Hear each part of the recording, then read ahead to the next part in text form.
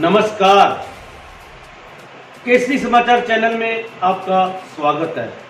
बहुत बहुत धन्यवाद। मैं आज आपको रूबरू करवाने जा रहा हूं उस शख्सियत से जब हमारे समाज में अभी भी घूंघट प्रथा का प्रचलन है, मगर आज से 20 साल पहले सन 2000 में महिला सरपंच के रूप में जीतकर आई और उसके बाद फिर 2010 में फिर दोबारा गांव वालों ने, पंचायत वालों ने उन पर विश्वास जताया। उसके बाद भी उन्होंने कभी पीछे मुड़कर नहीं देखा, सेवा ही उन्होंने अपना ध्येय माना। जैसे कि मैंने उनसे बातचीत की, उन्होंने कहा कि मैं राजनीति नहीं करने आई लेकिन सेवा करने जरूर आई थी। तो मैं आज आपको रूबरू कराने जा रहा हूं मलकाना खुर्द की पूर्व सरपंच गीता देवी मेघवाल से।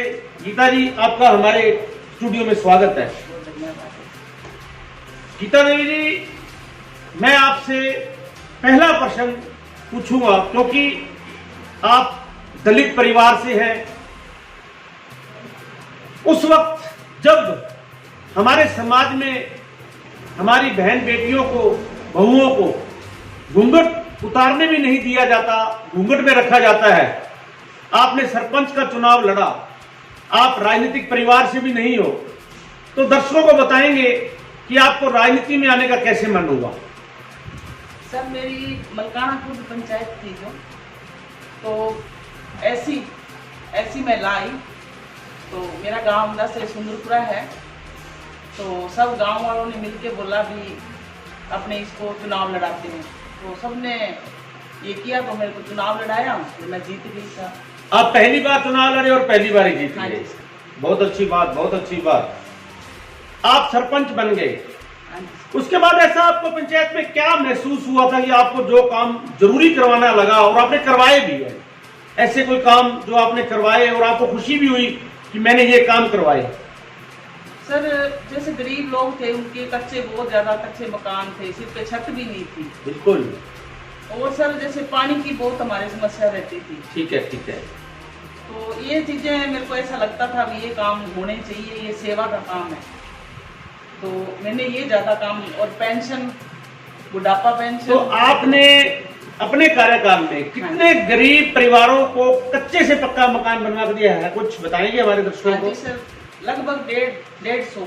बहुत अच्छी बात, 150 परिवारों को आपने कच्चे मकान से पक्का मकान बनवा दिया। 4 गांव थे, 4 गांव में 150। 4 गांव, मलकाना खुर्द, सुंदरपुरा, 11, 13, 1 यही 4 गांव थे। तो मैंने महसूस किया था, क्योंकि मैं लगातार पहले पत्रकारिता भी कर रहा था, आपका स्कूलों की तरफ भी बहुत रुझान था। स्टाफ पर नजर रखना, स्टाफ से अच्छे काम लेना, स्टाफ को पूरा सहयोग करना, स्कूलों में भी विकास कार्य। तो हमारे दर्शकों को विकास कार्य जो आपने स्कूलों के लिए कराए, उसके बारे में कुछ जानकारी देंगे? सर, जैसे स्कूलों में 4 दीवारियां नहीं थी, तो बच्चों को बहुत मुश्किल होता था। जी जी, ठीक है। और स्टाफ को भी मुश्किल होता था, और जैसे रंग रोगन फुटे से लगते थे, तो मुझे ऐसे खुशी होती थी कि अच्छे स्कूल में बच्चे पढ़ेंगे। बिल्कुल, तो अच्छा बिल्कुल।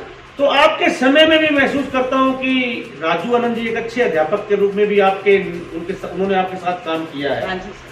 तो उन्होंने जैसे अभी 40F में बहुत ही अच्छा एक बाग सा बना दिया है, पार्क सा बना दिया है, तो मैं समझता हूँ कि आपके ग्राम पंचायत मलकाना खुर्द में भी उनके योगदान काफी सराहनीय रहा। हाँ जी, वो डेरे वाला स्कूल बोलते थे हमारे। जी जी जी। तो उसमें उन्होंने इतने गरीब बच्चों को स्टैंड किया और जी, स्कूल को इतना स्टैंड किया जी, कि जी। आज भी नाम चलता है वहाँ। बिल्कुल बिल्कुल बिल्कुल बिल्कुल। तो आपका बुढ़ापा पेंशन और विधवा पेंशन की तरफ खास ध्यान रहा? हाँ जी सर, जैसे मेरे को खुशी मिलती थी, जैसे बुढ़ापा पेंशन, विधवा पेंशन, जो भी मेरे पास आते थे, तो मैं जैसे उनको नहीं पता होता तो मैं उनको ढूंढ के लेके आके उनका। हम एक बात और महसूस करते थे, हमने आपके काम करने का जज्बा देखा था कि आप खुद ही फार्म भरवाने में, उनकी पेंशन लगवाने में, करमपुर तक भी पूरी भागदौड़ करते थे। बिल्कुल सर, मेरा ये रूटीन रहता था। मैं सुबह से 8 बजे से घर से निकल जाती थी, सारा दिन मैं मेरी पंचायत में, गांव में रहती थी। बिल्कुल बिल्कुल। ठीक है, गांव में जा के मैं ऐसे नहीं समझती थी मैं सरपंच हूँ, जी, मैं जी। ऐसे समझती मैं एक सेवक हूँ, सेवा कर रही हूँ। एक और विशेष बात जो आपके सुनने को मिलती थी कि आप अपने मोहर भी जेब में ही रखते थे, कि आप ये नहीं देखते थे कि मेरे कोई दफ्तर में आए, मेरे घर आए, जहां ही आपको कोई मिल जाता था वहां मोहर लगा के फर्नीचर कर देते थे। सर, यही रहा। तो कहीं आपकी जो दूसरी पारी जो आप जीतते 2010 से 2015 तक, उसके बीच भी या 2015 से 2010 से 2015 तक की आप रहे, तो उसके बीच भी यही कारण रहा मेरे को लगता है कि आपने अपने काम को राजनीति नहीं समझते हुए सेवा की। सर मैंने कभी राजनीति समझी नहीं, मैं तो एक सेवक के हिसाब से रही। क्योंकि आम लोग यही कहते थे कि गीता देवी को जब मर्जी हम जैसे भी साइन कहे, मतलब गलत तो नहीं लेकिन उन्हें दिक्कत नहीं आती थी। ये आपके बारे में चर्चा भी थी। एक और वाटर वर्क्स जो बने हैं उनमें भी आपने बहुत अथक प्रयास किए उनको सुधारने में। जैसे फिल्टर नहीं थे, उनके फिल्टर वगैरह डलवाती थी, अच्छा पानी उनको देने की कोशिश करती थी, साफ पानी बिल्कुल। और 4 दीवारी जैसे मलकाना खुर्द की भी 4 दीवारी करवाई मैंने, और 10 से सुंदरपुरा की भी 4 दीवारी करवाई मैंने। बिल्कुल बिल्कुल। तो मेरा ऐसे रहता था कि कोई भी चीज ऐसी अधूरी ना रह जाए। एक और बताइए हमारे दर्शकों को कि आपके कार्यकाल में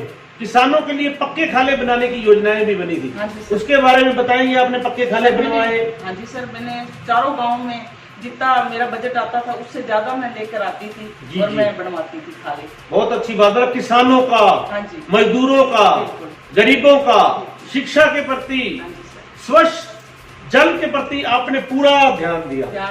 ये बात कही जा सकती है। तो अब मैं आखिर में आपसे पूछूंगा, क्योंकि करणपुर महिला प्रधान जो कि करणपुर की सीट आई है, दलित महिला प्रधान के लिए आई है, तो आपका कोई आगे भी अब राजनीति की पारी खेलने का मन है? सर जैसे पार्टी के सिर पे है और जनता के सिर पे है, जैसे मैंने तो सेवा करनी है। बिल्कुल बिल्कुल। जैसे वो चाहेंगे मैं उनके हमेशा। आप भारतीय जनता पार्टी से बिलोंग करते हैं? हाँ जी सर। मतलब भारतीय जनता पार्टी ने आपको टिकट दी और जनता का साथ रहा तो आप चुनाव लड़ेंगे, ये बात कही जा सकती है कि आप अगली राजनीतिक पारी खेलेंगे। हाँ जी सर। गीता देवी आपका बहुत बहुत धन्यवाद, आप हमारे स्टूडियो में पधारे। केसरी समाचार चैनल हमने जो ये शुरू किया है, आप जैसे प्रतिभाओं को, लोगों को, राजनीतिज्ञों को, कार्यकर्ताओं को आगे लाने के हम इंटरव्यू लेते हैं, तो इसके बारे में आपका क्या विचार है? केसरी समाचार चैनल जो हमने शुरू किया है। सर आपका पहली बार मेरे को फोन आया भी, हमने ये शुरू किया है, तो मुझे इतनी खुशी हुई कि अपनी है जो मंडी है, जो छोटी सी मंडी है और ये बुलंदियों पे पहुंच रही है, तो मुझे इतनी खुशी हुई। तो मैं तो कहती हूँ आगे भी ये बढ़ती जाए, ऐसे बुलंदियों पे पहुंचते जाओ और आप ऐसे हमारा स्नेह बना रहे आपसे। धन्यवाद गीता देवी जी। केसरी समाचार चैनल से जुड़ने के लिए चैनल को ज्यादा से ज्यादा सब्सक्राइब करें, लाइक करें, शेयर करें और घंटी का बटन दबाएं। धन्यवाद।